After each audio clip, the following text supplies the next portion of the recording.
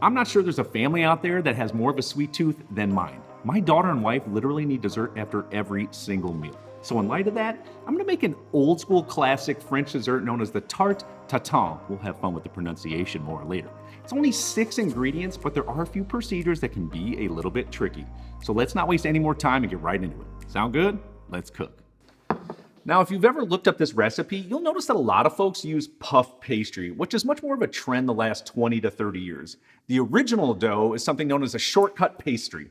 Short crust pasty. No, short crust pastry. It's really hard to say. It's much more in line with a pie dough with a few added things. And we're gonna do it in a food processor. If you don't have one of those, you can absolutely use a pastry knife. So we're gonna start by adding in 2 cups of flour. Pour that right into the food processor. Next, I'm going to add in a ½ teaspoon of salt, followed up with 1 tablespoon of caster sugar. You can use regular granulated sugar. If you want to make caster sugar, pop it in the food processor and pulse it until it becomes nice and fine. And oh yeah, this crust is going to be a little bit thicker than the normal. That's what I like. Now I'm going to add in 6 tablespoons of cold unsalted butter. Just going to pulse it on high speed. What we're looking for here is that it be totally incorporated into the flour, much like when putting the butter into the flour in my S cookies recipe. Okay, this looks fantastic. Now I'm going to add in 1 large egg, a little fat, a little bit more flavor, structure as well. We're going to continue to pulse it. If it gets dried out, we're going to add a tablespoon or 2 of cold water. Continue to pulse, and I know it's good when it starts to come together. I give it a little pinch, it holds firm. We're good to go on this. All right, so once the dough is finished, all we're gonna do is give it a little quick knead. It may need some more flour, no big deal. Or if it's too dry, you may need a couple drops of cold water, no problem. We do want this to be thick though, okay? We're not gonna roll it out super thin. We want a nice crust. What I'm gonna do here, just make sure everything's combined and form it into a little disc. It's important to make sure you keep it in that round shape for later. Now all we're trying to do is chill it in the refrigerator, let this tighten up, let the butter rest a little bit. I like to just wrap it in parchment paper. I'm not exactly sure why. You can do a plastic zip bag or even wrap it in plastic bag. The end goal here is to make sure it's covered and in the refrigerator. While the dough is resting, we have plenty of time to prep up our apples and the filling. In fact, that dough can sit overnight if need be. So for the apples, you definitely have some options, but a more classical apple would be a Braeburn or even a Golden Delicious. But if you can only get a Fuji or a Honeycrisp, it's gonna be totally fine to do it. So what we need to do is peel, core, and quarter these. That was a mouthful, all right? Just simply peel the apples using a peeler or even a paring knife, totally up to you if you wanna hone those knife skills. Then what we're gonna do is take these apples and cut them in half. Now, I'm going to use a tomato shark. If you have a melon baller, totally fine to do here as well. We just want to remove that inside core. You could also use a paring knife. Now, if there's any skin at all left on these apples, we want to get rid of it. So use a peeler or paring knife. I know I'm crazy. I'm using my chef knife. It's all I've got lying around, so it'll work for me. Please don't use this. Use a paring knife or a peeler. Okay, great. Now what we're going to do is take those halves and slice them in half again to make quarters. We're just going to add them now on a plate. All right, now time for the caramel. But first, the apples, they're going to turn brown a little bit. That's what oxidation does. Now, you do have a couple options. Remember when I told you about putting them in pineapple juice? You can absolutely do that. Another really quick way. It's not as good, but it will absolutely suffice for the time that we need. Just squeeze on a little bit of lemon juice. Just rub them in. Once the apples are coated, I'm just going to set them to the side. Now I'm going over to a cooktop. I have a 10-inch non-stick skillet. You can also use a cast iron skillet here. I'm going to add in a ½ cup of caster sugar and I'm going to sprinkle it evenly all over it. Then I'm going to crank the heat on to low heat. Now what we're going to do is start to make our caramel right in this pan. Now, Comies, this is one of those procedures I was telling you about that's a little bit tricky. We're turning sugar right into caramel, and it can turn very quickly from caramel into a burnt mess. Now, if you want a little grace there, you can maybe add 2 tablespoons of water. That could help you out. But the best thing you can do is have a rubber spatula nearby and get ready to add in some butter. So you have to pay close attention.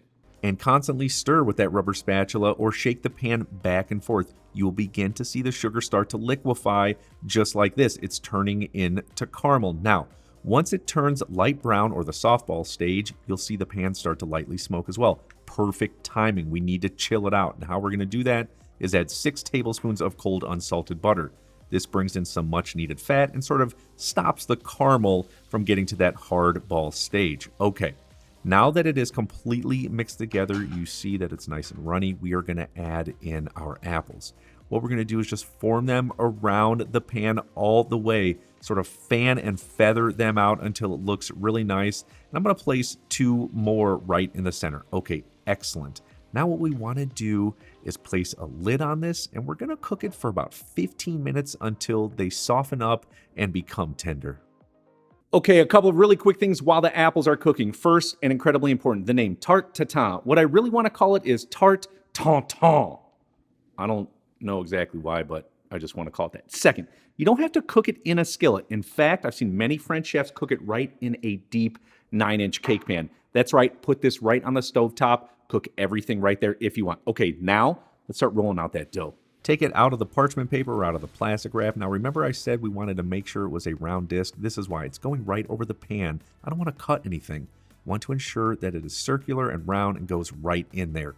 We want to also roll it out until it's about a 1/2 inch thick. Now the best way I know how to roll this out with a rolling pin, or better yet, this French rolling pin, is to hold it with one end and sort of roll it around into that round shape that we want, just like this. And even I'm going to go another stage further and just pat it and make sure it's round. Okay, let's go back over to our apples. Take a peek. Smells really, really good in here. Push them nice and soft, tender. All right, we are at the perfect stage to now wrap it up in our dough. All right, what we want to do now is just place this beautiful short crust pastry right over top of our apples. Just going to use a spoon to sort of tuck in the edges. This is going to make sure that all that sauce stays in there, and it's going to give it a nice shape. Also, we need to make sure the air can't escape. So using a knife or a toothpick or a skewer, poke several holes in there. Don't worry, we're going to flip it over. You're not going to see this. Going in the oven at 400 degrees Fahrenheit. It's going to take in between 30 and 35 minutes for this to completely cook. We'll know when it's nice and golden brown. We're just going to set it to the side on a rack for about 3 to 4 minutes. Don't worry, we do not need to wait that long until we eat this. And I just love this simple recipe. I mean, even thinking of how it was founding, 2 sisters in the Loire Valley in France created and made a living selling it. How awesome is that? And even the simple techniques that go into this recipe, making sure your caramel is done, using a little thicker crust. I'm telling you, all these little things go a long way into elevating your everyday cooking, and that is what it is all about. All right, let's plate this thing up. Now, whatever you plan to serve it on, a plate or a decorative dish, put it right over top and flip it over. Remember, this is very hot as well, and try to keep it centered in the plate so you don't have to worry about moving it around once it's on there. Lift it up, and as you can see, absolutely beautiful. Now, the caramel sauce on the plate, you can clean up and put it right over back on top. Now, when slicing it, I always like to use a serrated knife. It just cuts much cleaner, and yeah, take a look at that beauty. This is just one of those desserts that you absolutely want to show off to your guests. It's beautiful. And if you follow those techniques, I promise it'll come out perfect every time. And if you have a sweet tooth also, definitely check out my carrot cake. I love it. I've got a great recipe video. I'll see you on there.